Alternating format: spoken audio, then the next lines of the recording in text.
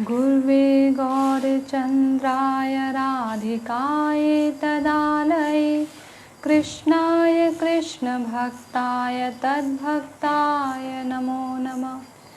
वाञ्छाकल्पतरुभ्यश्च कृपा सिन्धुभ्य एव च पतितानां पावनेभ्यो वैष्णवेभ्यो नमो नमः। नमो महावदान्याय कृष्णप्रेमप्रदायते कृष्णाय कृष्णचैतन्यनाम्ने गौरतिशे नमः। हे कृष्ण करुणा सिन्धु दीनबन्धो जगत्पते गोपेश गोपिकान्त राधाकान्त नमोस्तुते।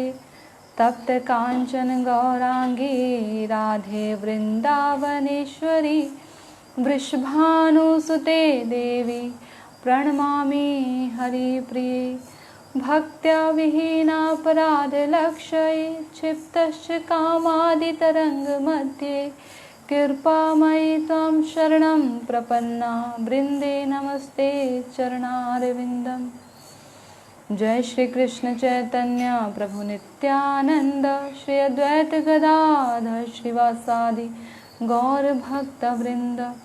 हरे कृष्ण कृष्ण कृष्ण हरे हरे हरे राम राम राम हरे हरे। हरे कृष्णा। मैं सर्वप्रथम अपने गुरुदेव ओम विष्णुपाद अष्टोत्तर श्रीमद् भक्ति वेदांत माधव गोस्वामी महाराज जी के चरण कमलों में दंडवत प्रणाम अर्पण करती हूँ। तदनंतर नित्य लीला प्रविष्ट ओम विष्णुपाद अष्टोत्तर श्रीमद् भक्ति वेदांत नारायण गोस्वामी महाराज तथा नित्य लीला प्रविष्ट ओम विष्णुपाद अष्टोत्तर श्रीमद् भक्ति वेदांत स्वामी महाराज जी के चरण कमलों में दंडवत प्रणाम अर्पण करती हूँ। हरे कृष्णा। तो कैसे हैं आप सभी लोग? आइए हम एक सुंदर सा कीर्तन करते हैं जो नाम की महिमा के ऊपर है। मधुरम मधुरेभ्योऽपि मंगलेभ्योऽपि मंगलम पावनं पावनेभ्योऽपि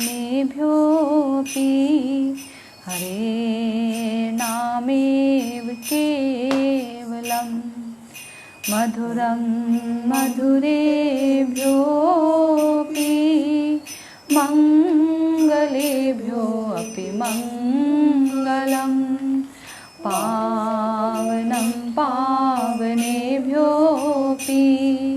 हरे नामेव केवलम्। आभ्रं स्तम्भं पर्यन्तं सर्वं मायामयं जगत् सत्यं सत्यं पुनः सत्यं हरे नामेव केवलम्। आभ्रं स्तम्भं पर्यन्तं सर्वं मायामयं जगत् सत्यं सत्यं पुनः सत्यं हरे नामेव केवलम्। सा गुरु सा पिता च पि स माता सदा स्मर्तुं हरे नामेव केवलम्। स गुरु स पिता च पि स माता बन्धवो अपि च शिक्षये चे सदा स्मर्तुं हरे नामेव केवलम्। निःश्वासेन हि विश्वास कदा रुद्धो भविष्यति कीर्तनीया मतो बाल्यात् हरे नामेव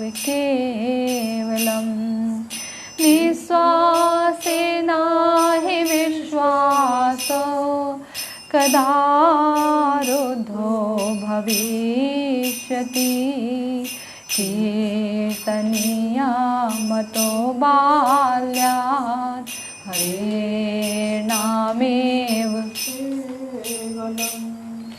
हरि सदा वसेत् तत्र यत्र भागवता जना गायन्ति भक्ति भावेन हरेर्नामेव केवलम् हरि सदा वसेत् तत्र यत्र भागवता जना गायन्ति भक्ति भावेन हरेर्नामेव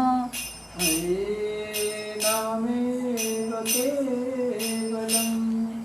अहो दुःखं महादुःखं दुःखतरं यथा काञ्चरत्नविस्मरात्तं हरेर्नामेव केवलम्।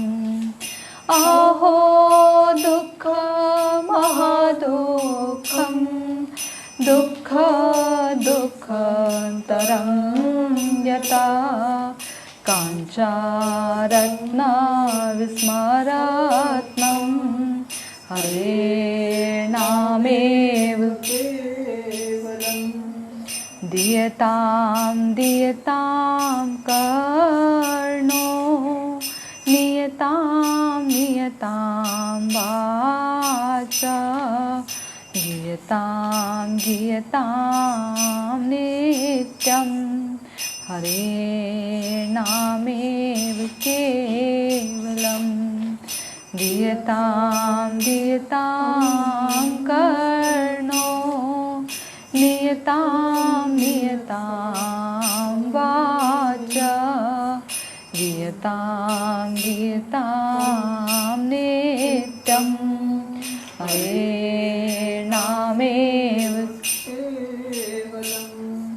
तरणीकृत्य जगत्सर्वं राजते सकलोपरि चित् आनन्दमयं शुद्धं हरेर्नामेव केवलम्। तरणीकृत्य जगत्सर्वं राजते सकलोपर चित् आनन्दमयं शुद्धं हरेर्नामेव केवलम्। हरेर्नामेव केवलम्। हरेर्नामेव केवलम्। हरे कृष्णा कृष्णा कृष्णा हरे हरे हरे राम राम राम हरे हरे हरे कृष्णा कृष्णा कृष्णा हरे हरे हरे राम राम राम हरे हरे हरे कृष्णा कृष्णा कृष्णा हरे हरे हरे राम राम राम हरे हरे हरे कृष्णा कृष्णा कृष्णा हरे हरे हरे राम राम राम हरे हरे। हरे कृष्णा। तो तो कैसे हैं आप सभी लोग? आइए इस अष्टक से, जो केवला अष्टक के नाम से जाना जाता है, हरेर नाम केवलम, इस अष्टक से आप समझ ही गए होंगे कि आज चर्चा हरि नाम के ऊपर है। भगवान का नाम यूँ तो भगवान से पूरी तरह से अभिन्न है। नाम और नामी में किसी प्रकार का कोई भेद नहीं। जिस प्रकार भगवान का भजन करने से, भगवान की कथाएं सुनने से हमारे हृदय का जो मल है वो दूर होता है, ठीक उसी प्रकार से भगवान का नाम लेने से हमारे हृदय में जितने भी पाप करने की इच्छाएं हैं, वासनाएं हैं, उनका समूल नाश होता है। ना सिर्फ पाप करने की वासना और इच्छाओं का नाश होता है, बल्कि नाम के द्वारा अनेक प्रकार के ऐसे ऐसे फल प्राप्त होते हैं जिसके बारे में हम सोच भी नहीं सकते। उसी पर चर्चा करेंगे। आइए। यदा भासो अप्युतन कवलित भव ध्वनांत विभवो दृश्यम तत्वाधानामपि दिशति भक्ति प्रणयनम जनस्तस्यो दातम जगति भगवान नाम तरणे कृति ते निवृकंतुम कह एव महिमानम प्रभवति। हे भगवान नाम रूप सूर्य, इस संसार में कौन प्रवीण पंडित जन आपकी असमूर्ध महिमा को यथार्थ रूप से कहने में समर्थ है? अर्थात कोई भी नहीं, क्योंकि आपका भास मात्र भी प्रकट होकर संसार में अज्ञान रूप अंधकार के वैभव को कवलित कर लेता है और तत्व दृष्टि से विहीन जनों के लिए श्री हरि भक्ति देने वाली दृष्टि प्रदान करता है। बहुत सुंदर श्लोक। यूं तो शास्त्र भरा पड़ा है नाम की महिमा से, परंतु ये श्लोक मुझे, वैसे तो बहुत सारे श्लोक हैं हरिनाम के ऊपर, बहुत ही सुंदर हैं अपने आप में ही, परंतु ये श्लोक लेने का एक मुख्य कारण था कि श्लोक के द्वारा, श्लोक में एक सबसे पहले एक शब्द आया है, वो है भगवान नाम रूप सूर्य। यह नाम की तुलना सूर्य से की गई है। भगवान के नाम को सूर्य के समान बताया गया है। क्यों? क्योंकि देखिए, रात का अंधेरा, जैसे अभी रात हो रही है, ये रात का अंधेरा, इस रात के अंधेरे में यदि रोशनी ना हो तो हमें कुछ नज़र नहीं आता।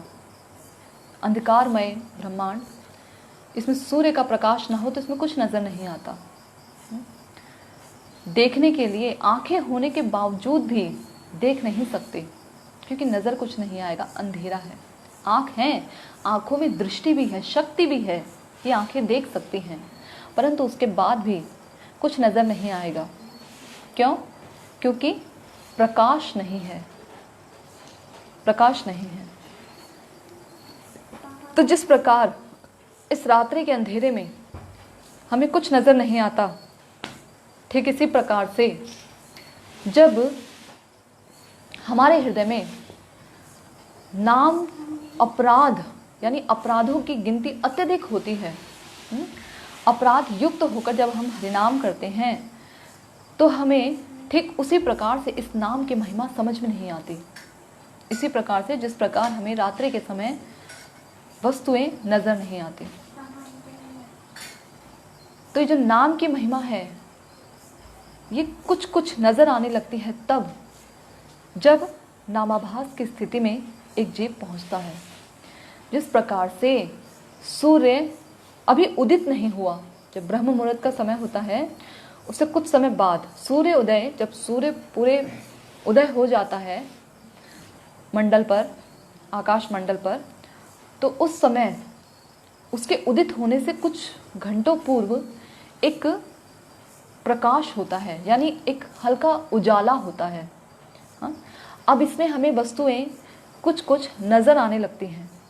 ठीक ढंग से अभी भी नज़र नहीं आती, परंतु फिर भी कुछ कुछ नज़र आने लगती हैं। और जैसे जो रात्रि में घूमने वाले निशाचर, भूत प्रेत आदि रात में घूमे जाते हैं, कहे जाते हैं, तो ये भी ब्रह्म मुहूर्त के समय सूर्य का हल्का प्रकाश होते ही ये लोग भी गायब हो जाते हैं, ये भी नहीं घूमते। तो इस प्रकार के तो ये जो निशाचर आदि हैं, जो प्रेत आत्मा हैं, भूत प्रेत आदि, ये सब इनको तुलना की गई है पापों से, पाप और पाप की वासनाओं से। यानी जिस प्रकार हल्के उजाले से भी ये भूत पिशाच जो प्रेत आत्माएं हैं, बुरी आत्माएं हैं, बुरे विचार हैं, ये सब गायब हो जाते हैं। ठीक इसी प्रकार से हमारे हृदय में जैसे ही नामाभास स्फुरित होने लग जाता है तो ये सब गायब हो जाते हैं। पाप करने की वासना, पाप इच्छाएं नामाभास के द्वारा दूर हो जाती हैं। यहाँ तक कि जो आत्म साक्षात्कार है, ये समझ लेना कि हम भगवान के नित्य दास हैं, ये आत्म साक्षात्कार भी नामाभास से प्राप्त हो जाता है। मात्र केवल नाम के आभास से, नामाभास मतलब है नाम का आभास, यानी अभी शुद्ध नाम हुआ नहीं, सिर्फ नाम का आभास मात्र है। हृदय में हल्का हल्का नाम की महिमा, नाम के विषय में हमें रुचि होने लगी है, टेस्ट आने लगा है नाम में, नाम लेने में। तो आत्म साक्षात्कार भी हो जाता है नाम के आभास से। सिर्फ इतना ही नहीं, मुक्ति की भी मुक्ति हो जाती है नाम के आभास से। और क्या क्या होता है? और शांति प्राप्त होती है, क्लेश, दुख, शोभ, ये सब कुछ दूर हो जाता है नाम के आभास से। कष्ट, मानसिक संताप, ये सब कुछ दूर होता है। भुक्ति, यदि भोग चाहिए किसी को, किसी प्रकार की भोग की उसके हृदय में कोई इच्छा है तो वो भी प्राप्त होती है। और भोग की वासना भी समाप्त होती है। यदि किसी को भोग की वासना, अगर वो चाहता है मेरे हृदय में भौतिक इच्छाएं दूर हों, तो ये इच्छा भी दूर होती है। चित्त रूपी दर्पण जो अनेक जन्मों से मैला पड़ा है वो साफ होता है। पूर्व जन्म के संस्कार और इस जन्म में होने वाले संस्कार भी इस नामाभास के कारण दूर हो जाते हैं। देखिए नामाभास का कितना फल है, इतना फल कि इसे हम बता भी नहीं सकते, इसकी गणना नहीं कर सकते। मात्र नामाभास का ऐसा फल है। अभी नाम रूपी सूर्य हृदय में उदित नहीं हुआ, सिर्फ थोड़ा सा उजाला मात्र हुआ है, सिर्फ सूर्य का आभास मात्र हुआ है कि सूर्य निकलने वाला है। इतने आभास से ही नाम के ये जो गौण फल हैं ये प्राप्त होते हैं। नाम आभास से ये सारे गौण फल हैं। तो नाम का कुछ मुख्य फल भी होगा। जी हाँ, नाम का एक मुख्य फल भी है, परंतु वो नाम आभास से प्राप्त नहीं होता, वो प्राप्त होता है शुद्ध नाम से। जैसे कि सूर्य जब पूरी तरह से उदित हो जाता है तो सब कुछ, अब हर वस्तु कौन सी जगह पर है, किस प्रकार का उसका आकार है, उसमें क्या विकार है, ये सब कुछ नजर आने लगता है सूर्य उदय होने पर। जब सूर्य उदय हो जाता है तब नजर आता है पूरी तरह से। ठीक इसी प्रकार से जो व्यक्ति शुद्ध नाम लेते हैं, जो जीवात्माएं शुद्ध नाम लेते हैं, उनको सब कुछ ठीक ठीक रूप में नजर आने लगता है, अपने स्वरूप का ज्ञान हो जाता है। अरे अभी तो आपने कहा कि आत्म साक्षात्कार का ज्ञान जो है नामाभास से प्राप्त हो जाता है, फिर स्वरूप ज्ञान क्या ये अलग है? जी हाँ, अलग है। आत्म साक्षात्कार में हम अपने को साक्षात्कार कर पाते हैं, ये जान पाते हैं कि भगवान कौन हैं और हम उनके नित्य सेवक हैं, ये हम जान पाते हैं। ये नामाभास से हो जाता है। शुद्ध नाम जिसकी जिह्वा पर उदित हो जाए वो व्यक्ति ये जान जाता है कि सेवक है तो आखिर किस रस का सेवक है।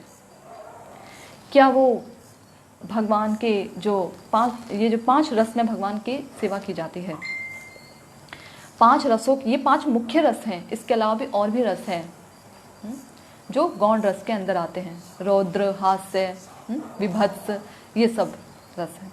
तो जो 5 मुख्य रस हैं, इसके बारे में पता लग जाता है कि किस रस में हम, किस विशेष रस में भगवान की सेवा करेंगे। ये होता है शुद्ध नाम से, यानी अपने स्वरूप का ज्ञान होना, अपने स्वरूप का ज्ञान होना। रूप को भूल जाते हैं और स्वरूप याद रहने लग जाता है, स्वरूप पता लग जाता है। यह शुद्ध नाम से होता है। और शुद्ध नाम की प्राप्ति यानी कि भगवत प्रेम की प्राप्ति हो जाती है, भगवत प्रेम की प्राप्ति। आप जानते हैं हमारे जीवन का लक्ष्य क्या है? हमारे जीवन का लक्ष्य कृष्ण यानी श्री कृष्ण और राधा रानी नहीं है। हमारे जीवन का लक्ष्य है प्रेम। तभी हम कहते हैं प्रेम प्रयोजन। यानी अगर कृष्ण और राधा रानी की सेवा करते समय हमारे हृदय में प्रेम ना हो तो वो सेवा सेवा नहीं कही जाएगी। तो मुख्य जो बीच में है वो है प्रेम प्रयोजन। प्रेम होना अत्यधिक आवश्यक है। जिस प्रकार देखिए, जो कंस था उसके सामने भी कई बार भगवान आए।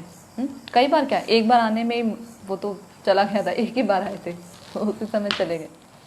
तो कंस के सामने भगवान आए और शिशुपाल के सामने भी भगवान आए, दंतवक्र के सामने भी भगवान आए, जरासंध के सामने भी भगवान आए, रावण के सामने भी भगवान आए। अनेक ऐसे राक्षस रहे हैं जिनके सामने भगवान आए, परंतु तो भी वो भगवान को पहचान नहीं पाए। दुर्योधन तो ये जानता भी था कि ये भगवान है, उसके बाद भी शिशुपाल ने भी, जरासंध ने भी भगवान की अनेक ऐसे वीर ऐसे लीलाएं सुनी थी, तो भी वो जानने के बाद भी मानते नहीं थे कि यही भगवान है। ये मानते नहीं थे और उनसे वैर रखते थे, उनसे शत्रु भाव रखते थे। हृदय में प्रेम नहीं था। जिस हृदय में प्रेम ना हो वो हृदय भगवान को देख नहीं सकता। जैसे कि बहुत सुंदर श्लोक है ना, प्रेमाजन छोरित भक्ति विलोचनेना संतः सदैव हृदयेषु विलोकयन्ति यम श्याम सुंदरमचिन्त्य गुणस्वरूपं गोविंदमादिपुरुषं तमहं भजामि।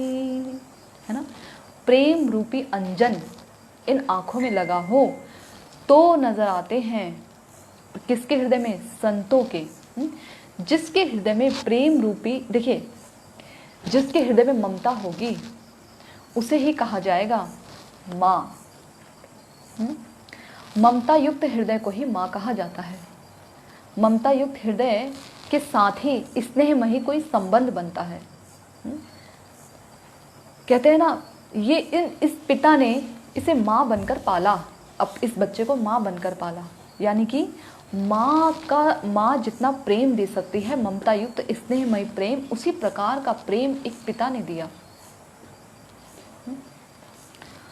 तो जो ममता है, जैसे कि कोई शिशु है, मान लीजिए, यदि कोई माँ, जैसे सौतेली माँ होती है, अपनी ही माँ है, यदि सगी माँ, यदि वो अपने शिशु को ममता युक्त प्रेम ना दे पाए, यानी उसके प्रेम में माँ उस प्रकार का प्रेम ना दे पाए जिस प्रेम में ममता हो, बच्चे के लिए स्नेह हो, मात्र केवल कर्तव्यों को पूरा करे, तो वो ममता पूर्ण रूपे नहीं कही जाएगी, वो माँ पूर्ण नहीं कही जाएगी।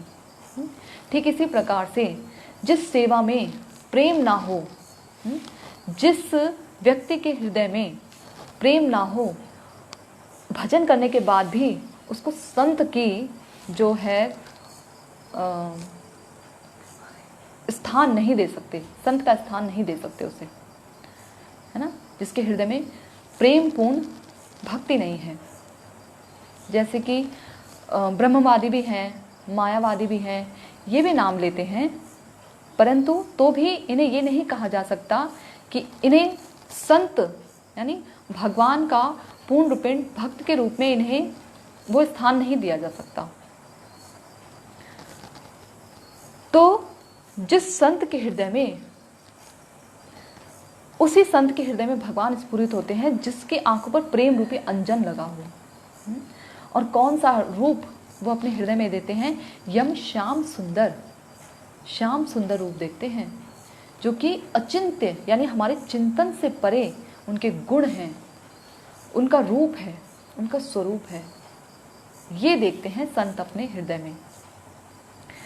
तो ये जो नाम है, हाँ, इस श्लोक में कहा गया है कि भगवान नाम रूप सूर्य। तो जब ये शुद्ध नाम हृदय में उदित होता है तो व्यक्ति जान पाता है कि उसका स्वरूप क्या है। नाम की 3 श्रेणियां होती हैं, नाम अपराध, नाम आभास और शुद्ध नाम। नाम अपराध में हमारे अपराध भी होते हैं, जानते हैं अपराध कई प्रकार के होते हैं। नाम अपराध है, धाम अपराध है, सेवा अपराध है, विग्रहों के प्रति अपराध है। हाँ, सेवा अपराध के अंदर ही ये आ जाते हैं, ठीक है। तो मुख्य रूप से ये इस 3 प्रकार के हैं, सेवा अपराध, धाम अपराध और नाम अपराध। इनके अंदर कई अपराधों की छोटी छोटी कैटेगरीज हैं।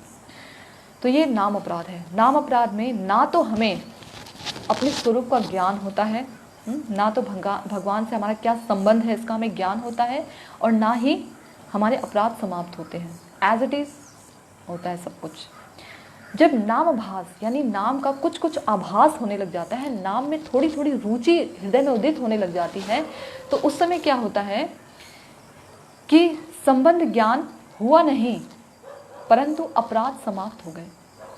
अपराधों की श्रृंखला, अब अपराध करने से जीव, क्योंकि टेस्ट आने लगा ना, तो वो नहीं चाहता कि जो अपराधों के कारण उसका जो नाम है, वो उसके नाम में जो रुचि है वो समाप्त हो जाए, तो अपराध करने से डरने लगता है। अपराध बहुत सतर्क रहता है अपराधों के प्रति, कि उससे कहीं अपराध ना हो जाए, उसकी भक्ति कहीं समूल नष्ट ना हो जाए, इनसे वो डरता है।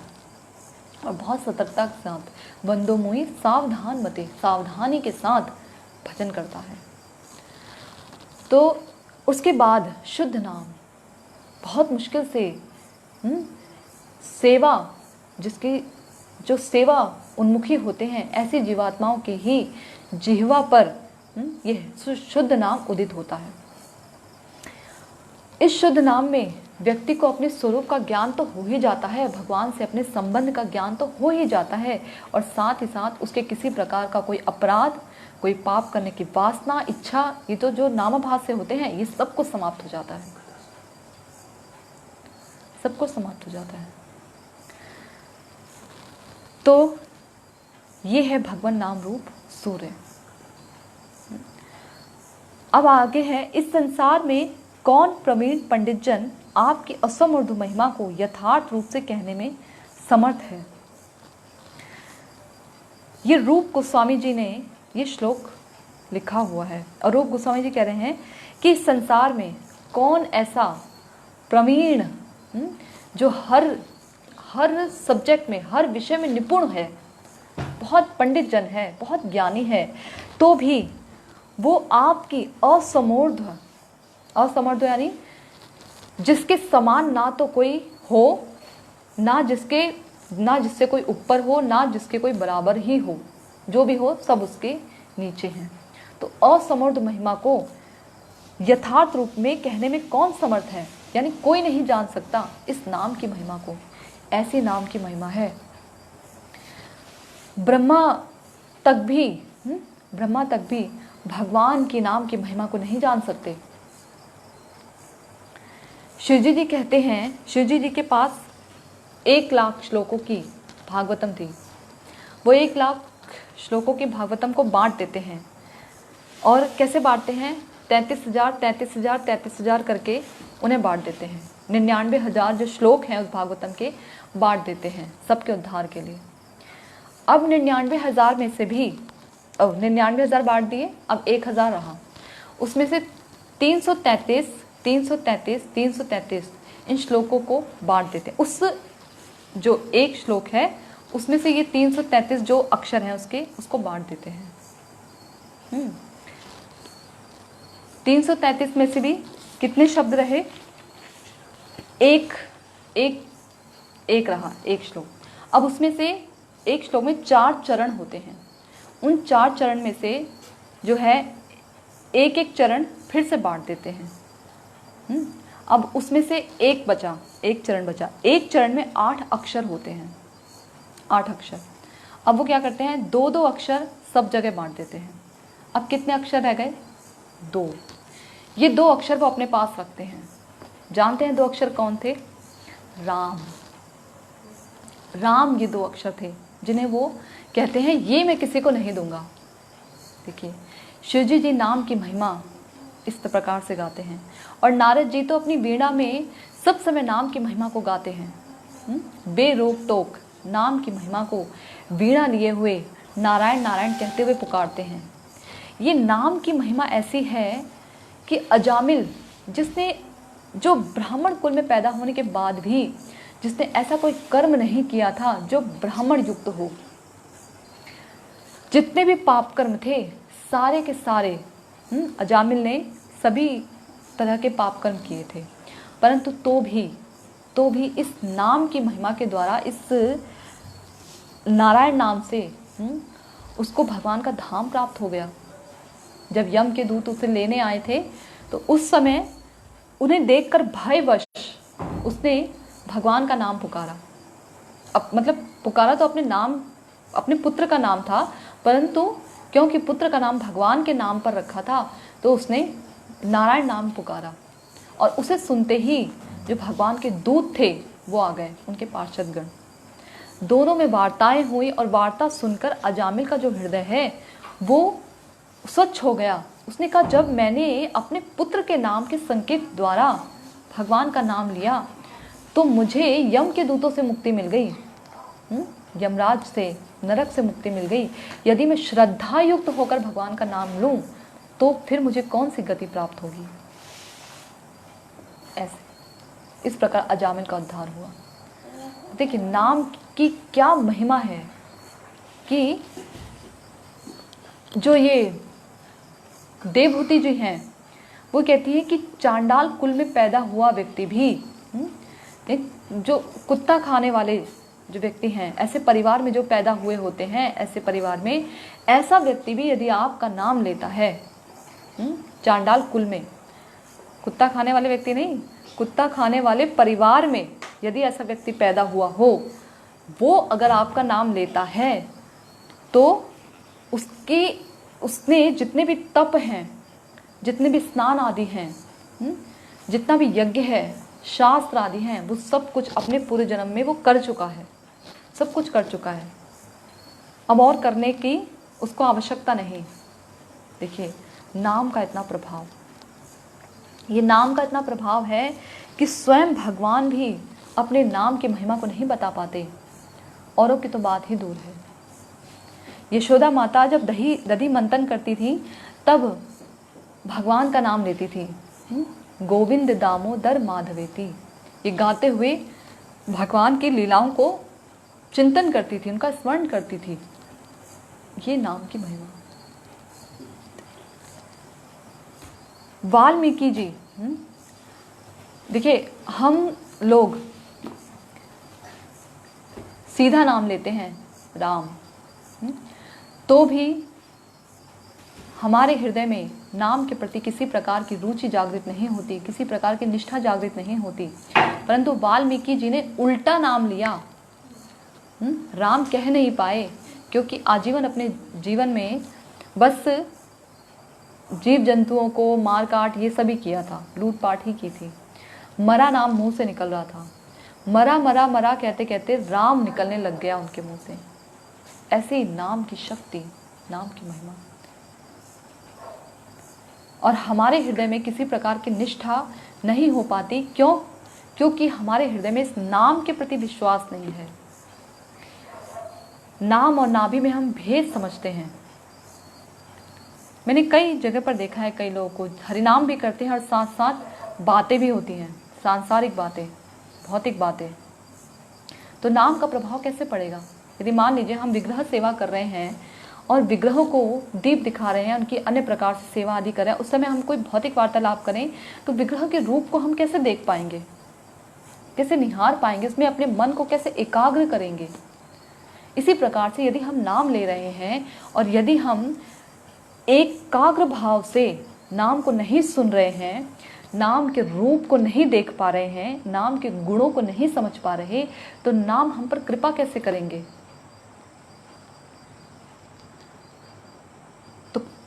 पात्र होना अत्यधिक आवश्यक है। यदि पात्र में अनेक छिद्र हों, ये सब छिद्र होते हैं जो नाम करते समय हमारा ध्यान एकाग्र नहीं होता, जो हम अपराध करते हैं, ये नाम के पात्र में, ये नाम रूपी पात्र में अत्यधिक छिद्र होते हैं, हमारे हृदय रूपी पात्र में। इस छिद्र से मुझे एक कथा याद आती है, छोटी सी कथा। एक बार छलनी और सुई, मैंने पहले भी सुनाई है शायद, छलनी और सुई आपस में चर्चा करते हैं। तो जो छलनी होती है वो सुई से कहती है कि अरे सुई देखो, तुम्हारे पीछे एक छेद है।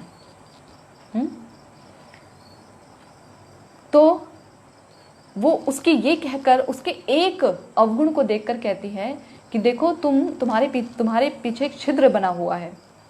जबकि छलनी जो स्वयं उसमें इतने सारे छिद्र हैं, वो ये अपने आप को नहीं देख पाती कि उसमें कितने सारे अवगुण हैं। ठीक इसी प्रकार से हम लोग भी अनेक हमारी दृष्टि ही दोष देखने की, हमारी दृष्टि में दोष देखने की प्रवृत्ति है, दोषारोपण करने की प्रवृत्ति है। सामान्य व्यक्ति को तो छोड़ ही दीजिए, वैष्णव जन जो होते हैं उनमें भी हम दोष देखते हैं, उनमें भी दोष देखने की प्रवृत्ति है, हमारी दोषारोपण करने की प्रवृत्ति है। तो ऐसी प्रवृत्ति के द्वारा ये नाम जो है हमारे हृदय में स्फुरित नहीं होता। देखिए, नाम हम पर कृपा कर सकता है, नाम हर प्रकार के हमारे पापों का, हमारे अपराधों का शमन कर सकता है। यदि हमसे कोई सेवा अपराध हो जाए, धाम के प्रति अपराध हो जाए, तो हमारा शमन कर सकता है हमारे अपराधों का। परंतु यदि वैष्णव अपराध हो जाए, किसी भक्त के चरण कमलों में अपराध हो जाए, तो नाम कभी भी क्षमा नहीं करता, ये कभी क्षमा नहीं करता। जिस प्रकार से महाराज अम्बरीश के चरण कमलों में अपराध हुआ था ना दुर्वासा ऋषि से, तो क्या हुआ था, सारा ब्रह्मांड घूम लिया था, परंतु भगवान के सुदर्शन चक्र ने उन्हें क्षमा नहीं किया। शिव जी ब्रह्मलोक, यहाँ तक कि विष्णु लोक भी होकर आ गए, परंतु कहीं से भी उन्हें क्षमा का दान नहीं मिला। क्षमा कहाँ मिली? महाराज अम्बरीश के पास जाकर। तब दुर्वासा ऋषि को कहना पड़ा कि आज मैंने भगवान के भक्तों की महिमा देख ली। देखिए, ये है वैष्णव अपराध। इस वैष्णव अपराध से हमारे बहुत, मतलब भक्ति में जो सबसे ज़्यादा जो भयानक होता है ना, वो ये वैष्णव अपराध होता है। खैर, हम लोग अपने जो श्लोक है उससे थोड़ा अलग जा रहे हैं, श्लोक पढ़ते हैं। क्योंकि आपका भास मात्र भी प्रकट होकर संसार में अज्ञान रूप अंधकार के वैभव को कवलित कर लेता है और तत्व दृष्टि से विहीन जनों के लिए श्री हरि भक्ति देने वाली दृष्टि प्रदान करता है। यथार्थ रूप में कहने में इनके नाम की महिमा को कोई समर्थ नहीं है। क्यों? क्योंकि इसका आभास मात्र भी, मैंने बताया ना कि आभास मात्र भी यदि प्रकट हो जाए हृदय में, तो संसार का जो अज्ञान रूप अंधकार है, उसका वैभव यानी संसार में जो अंधकार फैला हुआ है सब जगह, इस अंधकार को इसका नाम का आभास मात्र दूर कर देता है। और तत्व दृष्टि से विहीन जनों के लिए, जो तत्व दृष्टि से यानी जो तत्व नहीं जानते हैं, ये नाम की महिमा क्या है, इसको भी नहीं जानते हैं, ऐसे अज्ञानी जनों के हृदय में क्या करता है, भगवान की भक्ति को प्रदान करता है। ऐसी उन्हें दृष्टि प्रदान करता है जिससे भगवान की भक्ति प्राप्त हो सके। जो हमारे ऋषि मुनि हैं, उन्होंने मंथन किया, नाम का मंथन किया, और इस जब मंथन किया अनेक शास्त्रों का, वेदों से मंथन करके इन्होंने निकाला, क्या निकाला? घृत। कौन सा घृत? नाम की महिमा का घृत। दधी रूपी शास्त्रों को मंथन करके नाम रूपी महिमा का घृत निकाला, और उसमें से क्या अलग कर दिया? छाछ। बाकी जितने भी साधन हैं वो छाछ समान हैं। यानी कि अनंत जन्मों की साधना का एकमात्र फल है नाम में रुचि होना। ऐसे ही नाम में रुचि नहीं हो जाती। दुर्देव मीदृश मिहा जनी नानुरागः, ऐसा हमारा दुर्देव है कि हमारा अनुराग नहीं होता इस नाम के प्रति। अनेक जन्मों की साधना का ये फल है कि नाम में रुचि पैदा हो रही है। देखिए, नाम में प्रीति, नाम में रुचि का क्या अर्थ है? यानी कि हमारे जीवन में चाहे अनेक भारी से भारी विपत्ति आ जाए, या हमें अनेक संपत्ति प्राप्त हो जाए, सारी त्रिभुवन की संपत्ति भी प्राप्त हो जाए, तो भी नाम के प्रति हमारी जो रुचि है वो छूटने ना पाए। नाम लेने में जो हमारी दृढ़ता है वो छूटने ना पाए, भारी से भारी विपत्ति और संपत्ति आने पर भी। परंतु अभी तो हम इतने ग्रसित हैं ना अपने अनर्थों से ही, कि थोड़ी सी विपत्ति आने पर भी सबसे पहले जो हम छोड़ते हैं ना, वो यही चीज़ छोड़ते हैं, भगवान का नाम और भगवान की कथाएं। जल्दी से हमारे कानों में असर नहीं डालती। देखिए, हमने अपने जीवन में जो लोग हरे नाम करते हैं उन लोगों ने देखा होगा, साक्षात अनुभव किया होगा, जब हम नाम लेते हैं तो हमें नींद बहुत आती है।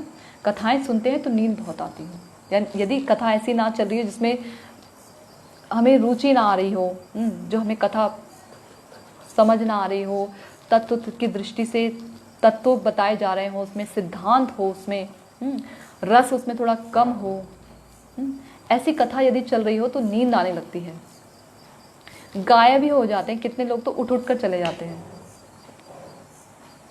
कल जब मैं एक प्रोग्राम में गई थी और वहाँ कथा कर रही थी, तो वहाँ से कुछ लोग, जब मैं कथा कर रही थी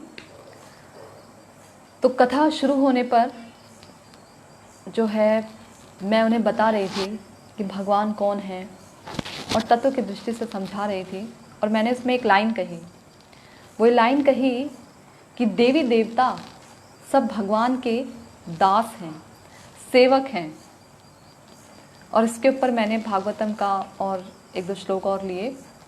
तो वो ये सुनते ही कि देवी देवता भगवान के दास हैं, उठकर चले गए। उन्हें ये गले से नीचे नहीं उतरा उनके कि श्री कृष्ण ही परम भगवान हैं, ये गले से नीचे नहीं उतरा। देखिए, जानना ही नहीं चाहते, समझना ही नहीं चाहते कि आखिर हम कौन हैं और हम कहाँ से आए हैं, किसके अंश हैं हम, ये नहीं जानना चाहते। जीवन का चरम लक्ष्य क्या है, ये नहीं सुनना चाहते। बस वो गा रहे थे, दीवानी कहानी हो गई, पता नहीं क्या क्या गा रहे थे। तो रस युक्त अच्छी बात है, परंतु यदि इस रस के साथ सिद्धांत जुड़ा हो, तत्व जुड़ा हो, तो व्यक्ति कभी भक्ति पथ से हिलता नहीं, कभी च्युत नहीं होता, भक्ति पथ से कभी नहीं डगमगाएगा, चाहे कुछ भी हो जाए उसके जीवन में। जिन लोगों को इसलिए कहते हैं, जीव गोस्वामी जी इसलिए कहते हैं कि सिद्धांत जानने में हमें कभी आलस नहीं करना चाहिए। तो इसलिए सिद्धांत जानना चाहिए। जानेंगे ही नहीं तो भक्ति नहीं कर पाएंगे। फिर वो भक्ति ऊपरी ऊपरी होती है। जब कभी संकट आया तो सबसे पहले भक्ति पर ही वार होता है, सबसे पहले वही चीज़ छूटती है। क्यों? क्योंकि ज़रूरी नहीं लगती, क्योंकि कभी उसका महत्व नहीं जाना ना, कभी उसकी गुरुता नहीं जानी, इसलिए सबसे पहले भक्ति छूटती है। महत्व संसार का लगता है, संसार के लोगों का लगता है, संसार के रिश्तों का लगता है, इसलिए वो चीज़ छूटने नहीं पाती। और क्या छूट जाता है? जिसकी महत्ता हमारे जीवन में अधिक है वो चीज़ हमसे छूट जाती है। ये बात हमेशा याद रखिए। नहीं, जिसकी महत्ता हमारे जीवन में अधिक नहीं है वो चीज़ हमसे छूट जाती है। जैसे कि यदि कोई सांसारिक व्यक्ति है तो उसके हृदय, उसके जीवन में भगवान की महत्ता नहीं है तो भगवान छूट जाएंगे। थोड़े से दुख में, थोड़े से सुख में भगवान छूट जाएंगे, भगवान को भूल जाएगा। देख लीजिए आप, संसार में भूल जाते हैं भगवान को। थोड़ा सा दुख आया, माला रख दी साइड में, उठाए अपने घर के ठाकुर जी, लड्डू गोपाल या जो भी घर में विग्रह हैं उन्हें उठाकर बाहर रख दिया या किसी को दे दिया, या मन में विचार आ गया कि चलो इन्हें दे देते हैं। सब जो संकट है ना, ये भजन करने से शुरू हुआ है। तो सबसे पहले उस पर आघात होता है, प्रतिघात होता है।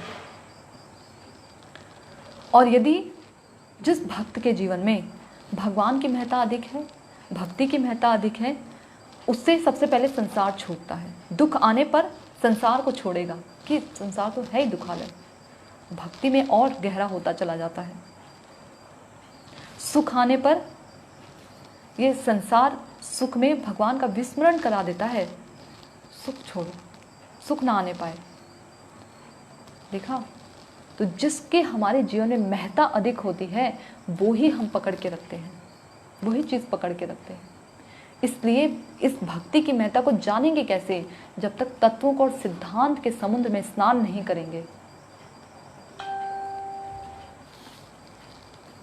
तो कह रहे थे कि अनंत अनंत जन्मों की साधना का फल है नाम में प्रीति। ये जो नाम है ना, इसे एक जगह बैठकर करना बहुत मुश्किल है, नहीं कर पाते हम। किसके कारण? अपने अनर्थ और अपने अपराधों के कारण हम नाम को एक जगह बैठकर नहीं कर पाते। नाम करते समय यहाँ वहाँ घूमेंगे, कभी इधर उधर के विचार आएंगे, कभी कोई गाना चल गया तो उस पर चिंतन करने लग जाएंगे, कभी यहाँ वहाँ देखने लग जाएंगे, तो नाम ठीक ढंग से नहीं कर पाते। जानते हैं, जिस समय हमारे हृदय में ये स्फुरित होने लग जाए कि नाम और नामी अभिन्न हैं, इनमें कोई भेद नहीं, इसका मतलब नाम के प्रति हमारी रुचि कुछ कुछ विकसित हो रही है। ये जानना, ये अपने जीवन में ना सिर्फ इसे जानना बल्कि अपने जीवन में इसे धारण करना भी अत्यधिक आवश्यक है। तो कह रहे हैं कि तत्व दृष्टि से विहीन जनों के लिए श्री हरि भक्ति देने वाली दृष्टि प्रदान करता है ये नाम। आप लोग भी बोर हो रहे होंगे क्योंकि आज नाम की महिमा जो थोड़े तत्व की दृष्टि से समझा रही हूँ, तो हो जाता है ऐसा। खैर, तो वृत्रासुर जिनके बारे में आपने सुना होगा, वृत्रासुर राक्षस प्रवृत्ति पर होने पर भी और जब वो इंद्र से युद्ध करते हैं तो उनके जो दोनों हाथ हैं और जो उनके शरीर के अंग विच्छेद कर देते हैं इंद्र, उसके बाद भी वो अत्यधिक प्रसन्न होते हैं और पता है भगवान से प्रार्थना करते हैं और इंद्र से ये कहते हैं कि इंद्र जल्दी से इस वज्र को मेरे ऊपर छोड़ दो ताकि मैं भगवान के धाम को जा सकूं। अभी मेरा जो चित्त है भगवान में लगा हुआ है, भगवान के नाम में लगा हुआ है, भगवान को याद कर रहा है, तो अभी तुम जल्दी से फटाफट इस जो वज्र है इसे मेरे ऊपर छोड़ दो। मीराबाई, ये मैं आपको नाम की महिमा बता रही हूँ कि नाम लेने वाले भक्तों के हृदय में कभी विक्षोभ नहीं होता, कभी दुख नहीं होता। संसार की ऐसी कोई ताकत नहीं कि नाम लेने वाले व्यक्ति के हृदय में विक्षोभ पैदा कर सके। तो जो मीराबाई है, जब उन्हें विष दिया जाता है, विष देते हैं उन्हें, तो वो हंसते हंसते भगवान का नाम लेते हुए मेरे तो गिरधर गोपाल दूसरो ना कोई, नाम लेते हुए उस विष के प्याले को पी जाती है और कुछ नहीं होता। ऐसा नहीं है कि हम भी नाम ले रहे हैं तो अब हम भी विष का प्याला पी जाए और देखें कि कुछ होता है नहीं होता। जरूर होगा, क्योंकि शुद्ध नाम नहीं हो रहा। भगवान के नाम पर इतना भरोसा नहीं है। यदि भरोसे के साथ पिएंगे तो ना हो। शिवजी जी देखिए, कालकूट हलाहल नाम का विष पीते हैं और कंठ में धारण करके रखते हैं, जिसके कारण नीलकंठ कहा जाता है। हृदय तक तो नहीं लेकर आते, क्यों? क्योंकि हृदय में भगवान विराजमान है, तो वहां तक कि मेरे प्रभु को इस विष का स्पर्श तक ना होने पाए, इसलिए वो हृदय में नहीं लेकर आते और मुंह से बाहर निकालेंगे तो संसार को दिक्कत होगी, इसलिए कंठ तक ही रहने देते हैं। उस विष को पीने के बाद भी उन्हें कोई परेशानी नहीं होती। ऐसे अनेक ऐसे बहुत सारे उदाहरण हैं। हरिदास ठाकुर जो नामाचार्य हैं, नाम की महिमा हो और हरिदास ठाकुर को ना याद किया जाए, ऐसा कहाँ हो सकता है। नाम के आचार्य चैतन्य महाप्रभु कहते हैं कि तुम तो नाम के आचार्य हो। जब हरिदास ठाकुर अपने जब शरीर छोड़ने वाले होते हैं तो वो बहुत अस्वस्थ लीला कर रहे होते हैं उस समय। तो कहते हैं कि चैतन्य महाप्रभु कहते हैं कि हरिदास तुम अब नाम जो है वो छोड़ दो, नाम लेने की आवश्यकता नहीं है। तुम्हारा तो तुम तो इतने अपने नाम लेने की सीमा को भी पार कर चुके हो, तुम्हें तो अब जो है महाभागवत हो चुके हो और तुम्हें नामाचार्य की उपाधि दे दी गई है, तो अब तुम्हें नाम लेने की आवश्यकता नहीं। तुम ना भी लोगे तो भी चलेगा, जैसे महाभागवत एकादशी ना भी करें तो भी चलेगा, नाम ना भी ले तो भी चलेगा, कोई साधन भजन ना भी करे तो भी चलेगा, परंतु हमारे जैसे बद्ध जीवों को आचरण दिखाने के लिए वो ऐसा करते हैं। क्योंकि यदि वो नहीं करेंगे तो हम सोचेंगे गुरु जी भी तो नहीं करते, हम भी नहीं करते, एक दिन हम भी छोड़ देते हैं। तो आचरण दिखाने के लिए करते हैं, उन्नत स्तर से मध्यम स्तर पर आते हैं हमारे लिए। देखिए ये उनकी महत्ता है गुरुजनों की। जैसे कोई बहुत बड़ा आदमी यदि हमारे स्तर पर आकर हमसे बातचीत करे, हम बहुत मान लीजिए बहुत छोटे स्तर के, और कोई बहुत बड़ा आदमी प्रधानमंत्री मान लीजिए हमारे स्तर पर आकर हमारे साथ बैठकर हमारे साथ हमारे जैसे ही चर्चा करे, हंसी मजाक करे, तो हमें कैसा लगेगा, कितना अच्छा महसूस होता है ना। और हमारे हृदय में उसके प्रति कितनी ज़्यादा जो है रिस्पेक्ट आती है। और सच में लगता है कि सच में सिर्फ पद ओहदे से ही बड़े नहीं बल्कि हृदय से भी बड़े हैं। हम उनके प्रति हमारा एक समर्पण भाव होता है, झुकाव होता है, एक प्रेम होता है, एक स्नेह होता है, और अधिक उनके प्रति हमें सेवा करने की भावना उमड़ेगी। इसी प्रकार से जब गुरुजन आचार्य जन उन्नत स्तर पर होने के बावजूद भी मध्यम स्तर पर आते हैं हमारे जैसे लोगों के लिए, हमें सब कुछ सिखाने के लिए, तो हम जब उनके स्तर को समझते हैं कि वो उन्नत स्तर के महाभागवत हैं, जब इस बात को समझते हैं तो हमारे हृदय में उनके प्रति स्नेह, प्रेम की भावना, एक अपनापन का जो संबंध है वो बनता है। तो ये उनकी महत्वता है हमारे जीवन में। यही हमारे गुरुजन आचार्य जन हमें देने आए थे, नाम प्रदान करते हैं। एक बार किसी ने एक प्रश्न पूछा था कि जो गुरुजन होते हैं, आचार्य जन होते हैं, वो किसी को भी नाम दे देते हैं। कोई भी आया और उसे नाम दे दिया, क्यों नाम दे देते हैं? वो तो हो सकता है उससे देखते भी नहीं है कि ये व्यक्ति नाम करेगा कि नहीं करेगा, नाम दे दिया।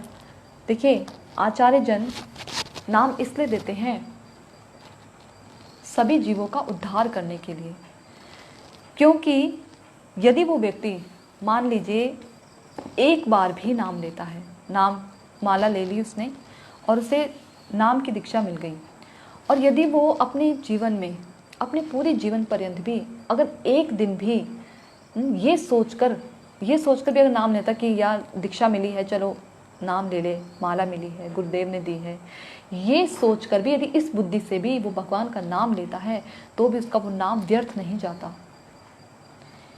इतने करुणामय हैं भक्त कि हमारे जीवन में एक दिन की सुकृति को इकट्ठा करने के लिए भी वो हमें नाम की दीक्षा प्रदान करते हैं। जबकि ये कहा जाता है कि यदि जो शिष्य अगर ऐसे बनाए जाते हैं जो नियमों का पालन नहीं करते ठीक ढंग से, तो इसका भुगतान जो दीक्षा दे रहे हैं यानी जो आचार्य जन हैं, जो गुरुजन हैं, उनको करना पड़ता है, उनको पाप लगता है। जबकि उनको पाप कोई छूता नहीं है क्योंकि वो महाभागवत हैं, तो भी शास्त्र ऐसा बताते हैं कि उनको पाप लगता है, उनका फल भुगतना पड़ता है। शारीरिक रूप से उन्हें कष्ट होने लग जाता है, मानसिक रूप से तो कष्ट नहीं होगा क्योंकि मन में तो श्री भगवान बसे हैं। शारीरिक रूप से उन्हें कष्ट होने लग जाता है, ऐसा शास्त्र बताते हैं। तो भी वो उस चीज़ को नज़रअंदाज करते हुए हमारे जैसे बद्ध जीवों को नाम प्रदान करते हैं कि हम लोग थोड़ा सा नाम करके भी सुकृति इकट्ठी कर सकें, और किसी जन्म में तो हम नाम लें, किसी जन्म में। ये देखिए कितने मतलब हम ना समझ नहीं सकते अपने गुरुजन, अपने आचार्य जनों की उन्होंने कितनी कृपा की है। जब भजन का स्तर बढ़ता है ना तो समझ में आता है, जिह्वा लड़खड़ाने लगती है उनके महत्वता को बताने में। बुद्धि काम करना उस स्तर पर आकर बंद हो जाती है। इतनी महत्ता है, क्या बताएं। बस इतना कहकर शांत हो जाते हैं कि बहुत महत्व है। समझ आता है पर निकलता नहीं, इतनी महत्वता है उनकी, नहीं समझ सकते। भगवान के भक्तों का कितना महत्व है। देखिए, भक्त यदि भौतिक रूप से भी संभाषण हमारे साथ कर रहे हैं ना, लग रहा है देखने में कि वो भौतिक, भक्त से कहने का मतलब है शुद्ध भक्त। जो कनिष्ठ भक्त हैं उनकी बात नहीं हो रही है, शुद्ध भक्तों की बात हो रही है, जिन्होंने भगवान का साक्षात्कार कर लिया है, जिन्हें अपने स्वरूप का ज्ञान हो चुका है, भगवान से संबंध ज्ञान हो चुका है, उनकी बात हो रही है। उनसे यदि भौतिक संभाषण भी हो रहा है तो भी वो हमारे हृदय की वासनाओं को खींच बाहर निकाल देते हैं। ये अपना स्वयं का निजी अनुभव है। हमारे हृदय की भौतिक वासनाओं को भी खींच के बाहर निकाल देते हैं यदि हम उनसे मात्र केवल भौतिक संभाषण कर रहे हैं। आध्यात्मिक संभाषण कर रहे हैं तो वो एक अलग ही बात है। ऐसे एक भजन भी है इसके ऊपर कि हम जब, एक भक्त हैं भक्ति विनोद ठाकुर जी, वो बता रहे हैं कि वो दिन हमारे जीवन में कब आएगा जब इसी नाम की महिमा हमारे हृदय में स्फुरित हो जाएगी। कब आएगा वो दिन हमारे हृदय में? कभी हाबे बाला से दिन आमार अपराध घुची शुद्ध नाम रुचि, आमार अपराध घुची शुद्ध नाम रुचि। कि शुद्ध नाम में कब हमारी रुचि होगी, कब हमारे अपराध घुचाव यानी समाप्त हो जाएंगे, कब हमारे अपराध, कब होगा ऐसा दिन, कब हमारे जीवन में वो दिन आएगा। कभी हबे बोलो सिद्दीन अमार, कब हमारे जीवन में ऐसा दिन आएगा। तो ऐसा ही हम भी अपने गुरुजन से, आचार्य जन से प्रार्थना करते हैं कि हमारे जीवन में ऐसा दिन आए कि हम भी अपराध शून्य है लह कृष्ण नाम, कृष्ण माता, कृष्ण पिता, कृष्ण धन प्राण, शरणागति के साथ कृष्ण को अपना सब कुछ मानते हुए, राधा रानी को अपना सब कुछ मानते हुए, अपराध शून्य होकर उनका कभी किसी जीवन में नाम ले पाए। कभी तो निकले इस जिह्वा से भगवान का नाम, बहुत मुश्किल है। बैठे बैठे नाम करते समय कई बारी चिंतन हो आता है मन में कि कब ऐसा होगा कि अब इस हृदय से भगवान का नाम निकलेगा। ये जिह्वा तो तोते की तरह रटन करती ही है, परंतु कब हृदय से निकलेगा? कौन सा वो दिन आएगा जब भगवान का नाम लेने में हमारे आंखों से आंसू बहने लगेंगे। नयनम गल दश्रुधारया वदनम गद गद रुद्धया गिरा, पुलके निचितम वपु कदा तव नाम ग्रहणी भविष्यति। भविष्य में कब वो दिन आएगा, कब हम ऐसा नाम ग्रहण करेंगे जब हमारी आंखों से आंसू की धारा बह उठेगी। आंसू की धारा बोला गया है, आंसू के 2-4 बूंद नहीं बोला। कब ऐसा दिन आएगा? बहुत मुश्किल है, बहुत मुश्किल है। भजन करना बहुत मुश्किल है। खैर, अगर किसी का कोई प्रश्न है तो आप कमेंट्स में लिख सकते हैं। एक प्रश्न आया है, किन्होंने पूछा है नाम मालूम नहीं है, पर प्रश्न है, बहुत ज़्यादा अगर टेंशन हो तो माता जी तब क्या करें? वही करें जिसकी आज महिमा बताई गई है, वही करना चाहिए। देखिए, औरों का तो मैं नहीं कह सकती, मैं आपको अपना अनुभव बताती हूँ। जब हमारे जीवन में अत्यधिक दुख होते हैं या हमारा मन बहुत कष्टमय होता है, तो उस समय हमारे जो ताप है, संताप है, इसे एक ही चीज़ दूर कर सकती है, वो है भगवान की कथाएं और भगवान का नाम।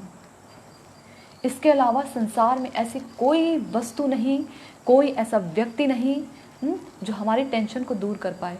आप करके देख लीजिए। कुछ लोग होते हैं कि गाने, फिल्मी गाने जो होते हैं वो लगा लेते हैं कि हम टेंशन से दूर हो जाएंगे, परंतु कुछ समय उन संगीत को सुनते समय आप टेंशन से दूर होंगे। हाँ, मन क्योंकि वहाँ चला जाएगा, परंतु जब आप उससे हट जाएंगे तो आपका मन फिर से उसी टेंशन में, उसी चिंता में लग जाएगा। आप बाहर घूमने चले जाइए अपनी टेंशन को दूर करने के लिए, परंतु तो भी शांति नहीं मिलेगी। देखिए, ये संसार की अग्नि से, संसार के दुखों से हमारा हृदय इतना जलता है, इतना जलता है कि जिस संसार में दावानल लगी हो वो हमारे हृदय की दावानल को क्या बुझाएगी। लोगों के तो जीवन में खुद ही दावानल लगा है, तो लोग हमारे जीवन की आग को क्या बुझाएंगे। ये मन तो खुद ही कलेशमय है, ये हमारे मन को, ये जो मन में जो कलेश है इसको क्या दूर करेगा। ये तो खुद ही कलेश युक्त है। तो कौन सी ऐसी बाहरी चीज़ है जो हमारे जीवन को सुखी कर सकती है? कोई नहीं कर सकती। ये भगवान की कथाएं हैं। जब इन कथाओं में एक बार सुनने से नहीं होगा, 2 बार सुनने से नहीं होगा, नित्य प्रति सुनते रहना होगा। और यकीन मानिए, मैं आपको यकीन दिलाती हूँ कि भगवान की कथाएं सुनने से हमारे जीवन के सब कष्ट दूर होते हैं। बाहरी तौर पे देखने से आपको लग सकता है या किसी दूसरे व्यक्ति को लग सकता है कि हम बहुत कष्टमय हैं। हो सकता है धन का अभाव, रिश्ते नातों का अभाव, नौकरी का अभाव, रोग हमारे बहुत हो गए हैं, शरीर में रोग बहुत है, इन सब चीज़ें मान सकते हैं, ये सब होगा। बद्ध जीवन धारण किया है तो कष्ट भी आएंगे ही आएंगे, ये आपसे छूट नहीं सकते। जब तक शरीर है तब तक ये कष्ट रहेंगे। दुखालय संसार है। ऐसा कैसे हो सकता है कीचड़ में गिरेंगे और कीचड़ ना लगे? ऐसा नहीं हो सकता। परंतु यदि आपके हृदय में भगवान की कथाओं के प्रति तनिक मात्र भी, मैं ये नहीं कह रही भगवान की कथाओं की पूर्ण रूपेण रुचि जागृत हो गई, तनिक मात्र भी, लेश मात्र भी अगर भगवान की कथाओं को सुनने में आपकी रुचि जागृत हो गई है, भगवान का नाम लेने में लेश मात्र भी आपका मन लगने लगा है, तो आपको फिर कोई चिंता नहीं सताएगी, मन दुखी नहीं रहेगा। इस मन में टेंशन होती है, इस मन में दुख होता है, मन में आसक्ति होती है। ये मन ही है जो सुख और दुख का अनुभव करता है। ठीक है, मुझे उम्मीद है आपको कुछ कोई रास्ता नजर ना समझ आया। क्या करें? आगे क्वेश्चन है इन्हीं का प्रश्न है कि जब कोई रास्ता नज़र नहीं आता तो क्या करें? तो भाई भगवत भक्त हैं, उनसे आप रास्ता लीजिए। देखिए, एक बार ना मैंने, हमारे गुरुजी, उनसे कोई भी प्रश्न पूछता है ना, कोई भी जाकर प्रश्न पूछेगा तो पता है उनका उत्तर क्या होता है? भजन करो सब सही हो जाएगा, हरिनाम करो सब सही हो जाएगा, भजन का स्तर बढ़ाओ सब सही हो जाएगा। तो पहले मैं सोचती थी ना कि गुरुजी ना सबको एक ही उत्तर देते हैं, भजन करो सब सही हो जाएगा, भजन करो सब सही हो जाएगा। मतलब मैंने तो यही उत्तर सुना है। तब समझ नहीं आता था, अब समझ आता है गुरुजी ऐसा क्यों कहते थे। वो तो हमें चाबी दे रहे हैं, ये है बक्सा, ये रही चाबी, चाबी ताला खोलो सब सही हो जाएगा, ताला खोलो सब सही हो जाएगा। बता रहे हैं ताला खोलो सब सही हो जाएगा, मिलेगा धन तुम्हें, ताला तो खोलो, भजन तो करो सब सही होगा। भजन तो कीजिए, रास्ता ज़रूर मिलेगा। भगवान बुद्धि प्रदान करते हैं ऐसे लोगों को जो उनके पास आना चाहते हैं।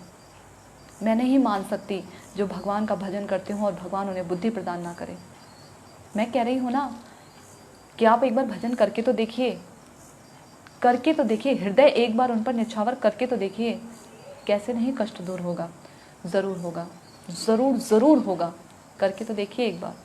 ठीक है, उम्मीद है आपको मेरे जवाब से कुछ संतुष्टि लगी होगी। और बाकी अगर किसी और का कोई प्रश्न है तो वो भेज सकते हैं लिखकर। समय हो चुका है, मैं अपनी वाणी को यहीं विराम देती हूँ। मेरे इस वक्तव्य के द्वारा अगर किसी को कोई बुरा लगा हो या कुछ मैंने ऐसा कह दिया हो जिससे किसी को कुछ बुरा लगा हो, तो इसके लिए मुझे क्षमा कीजिएगा।